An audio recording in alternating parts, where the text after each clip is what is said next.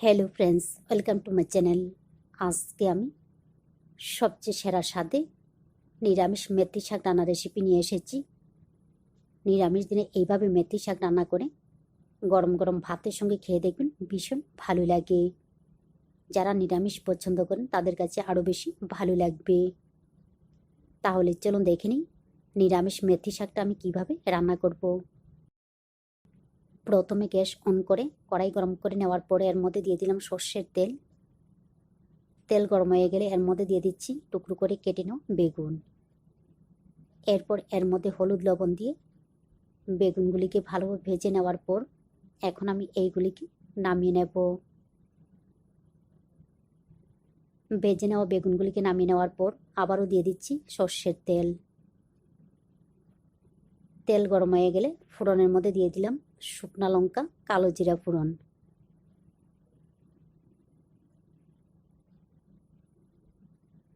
তো ফোড়নগুলিকে কয়েক সেকেন্ড ভেজে নেওয়ার পর ফোড়নের কালারটা চেঞ্জ হয়ে গেলে এবারে এর মধ্যে দিয়ে দিচ্ছি কুচি করে কেটে নেওয়া মেথি শাক।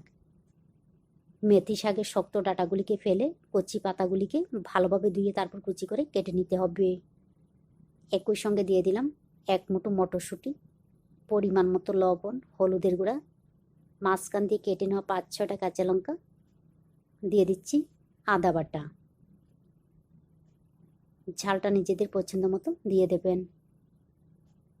তো এইগুলিকে ভালোভাবে মিশিয়ে নেওয়ার পর কম আঁচে ঢাকনা দিয়ে রান্না করব। প্রায় 15 মিনিটের মতো কম আঁচে ঢাকনা দিয়ে রান্না করে নেওয়ার পর দেখে নিতে হবে সিদ্ধ হয়েছে কিনা।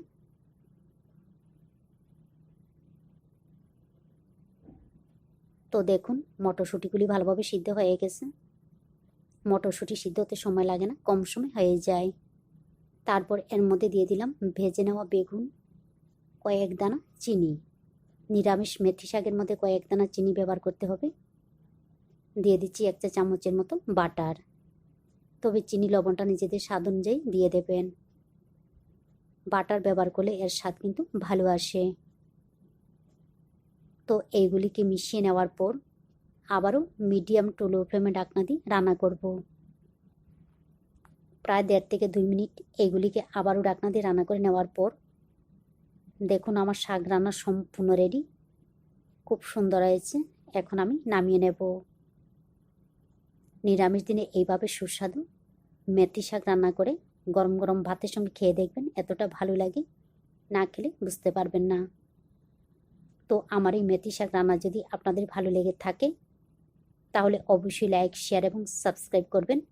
আপনারা ভালো থাকবেন, সুস্থ থাকবেন আর আমার নিত্য নতুন ভিডিও দেখবেন।